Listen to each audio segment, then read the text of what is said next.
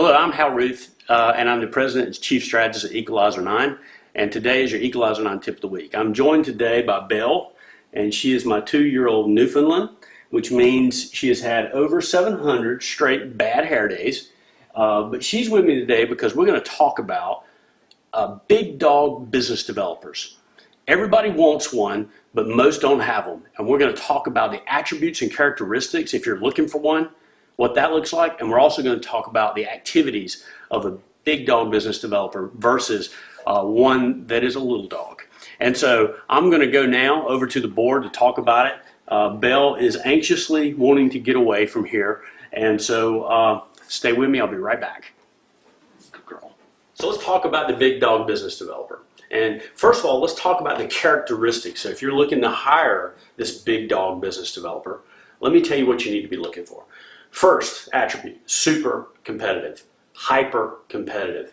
You're looking for people that don't love to win, because we all love to win. Who doesn't like to win? We're looking for people who hate to lose, that really sort of kind of take it personal.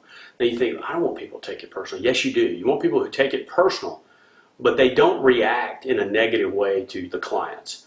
Rather, they take it personal. It hurts, and so they find ways in order to never make those mistakes again or to change their offering so they win next time. So one, looking for people super competitive. It is the #1 factor. The next thing, and it sort of relates to it, is high sense of urgency. We want people that react to opportunities quickly. When they hear of something, they take action rather than sitting on it for 2 or 3 weeks. I've had business developers do that. Anyone who sits on things for a long time will never be a good business developer. Number 3, we need people with entrepreneurial or strategic type personality. They understand strategy, they like strategy, they're very entrepreneurial. By the way, you can test for that, and I can talk to you about that if you want to know how you do that. We're looking for people who are chameleons. What I mean by that is they are just as comfortable in a duck blind, in mud up to their knees, as they are in a tuxedo, black tie affair. They're just as comfortable in either. The 5th one is executive presence.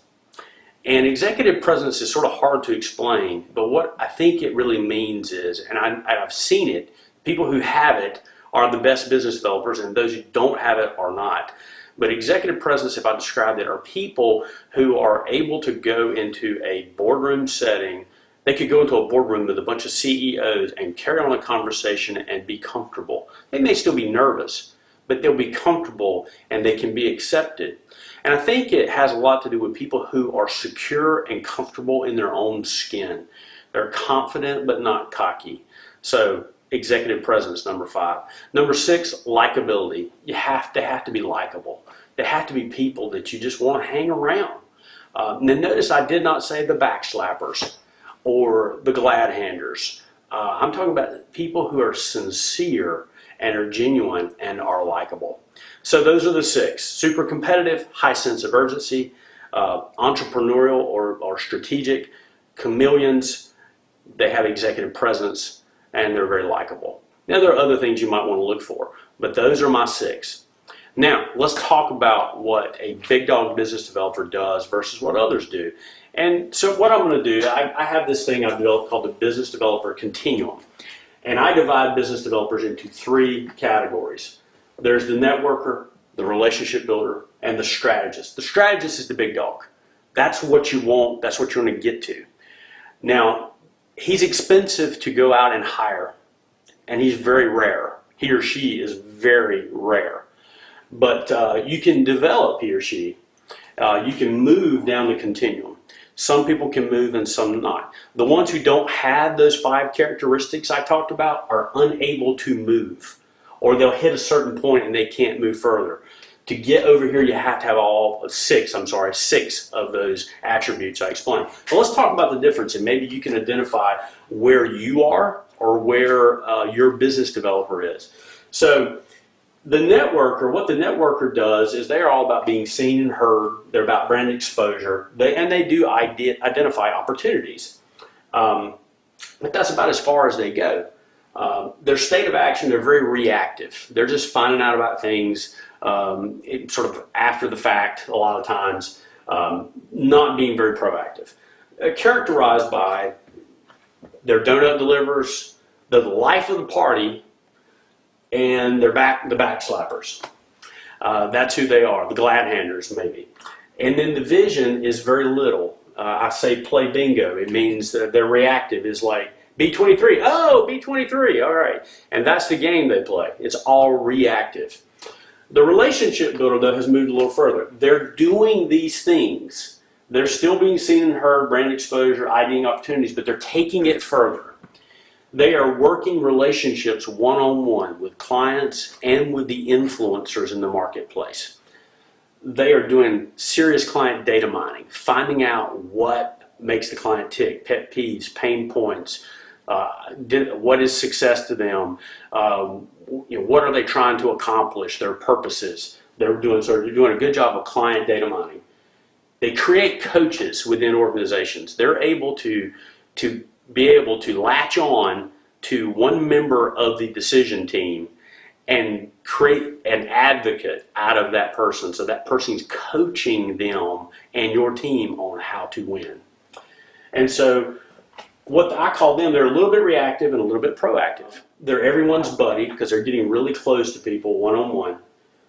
Their view is a little farther out than just the networker who's totally reactive. They are seeing 12 to 24 months out. It's all because of relationships giving them information. And they play checkers is the way I say it. I characterize them as playing checkers. They're looking, 1 to 2 moves ahead. So then if we move further over, the strategist. The strategist is also doing all these things that the networker does, is doing these things that the relationship builder does, but is taking it to another level. They're able to take the client data mining and convert it to actual win messaging. They're able to coach up your entire team on how to win. They basically become the CEO of the win, the project manager of the pursuit.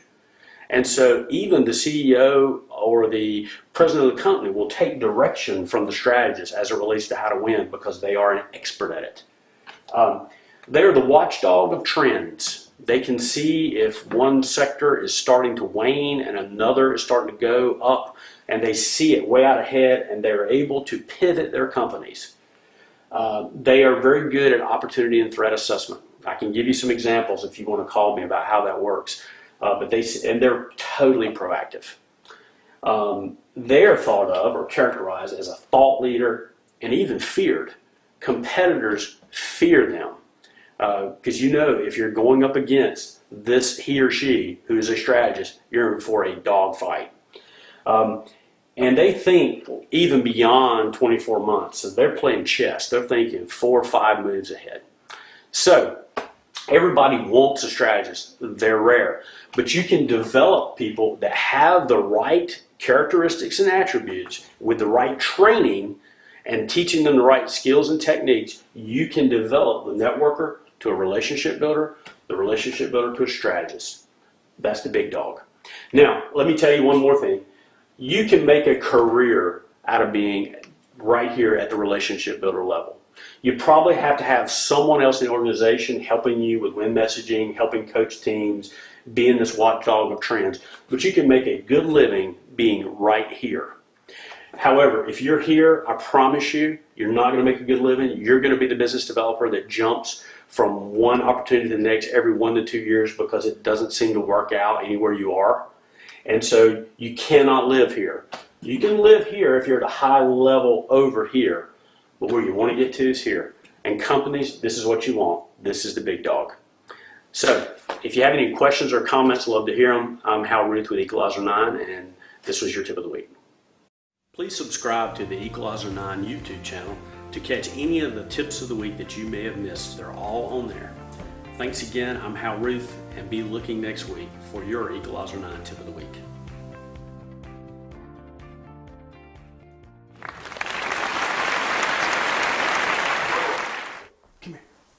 Come here, you knucklehead. Come here. Sit. Sit. Sit. That's a good girl. That's a good girl. And if you're a 2-year-old Newfoundland, that basically means that you've had 700 straight bad hair days. I know, girl. I know. But what we're talking about today, the subject is... Yes, they sound like... She sounds like Chewbacca. That's exactly what she sounds like. Chewbacca. But we're going to talk about... yes, I know. But the reason she's with me today, we're going to talk about big dog business developers. She just walked away, bye Belle, and she just hit the camera on the way by too. So who knows if I'm in the shot or not. And so we're going to talk about what they do. Yes, Belle, she agrees. We're going to talk about what they do and the attributes and characteristics of them. So I'll be right back.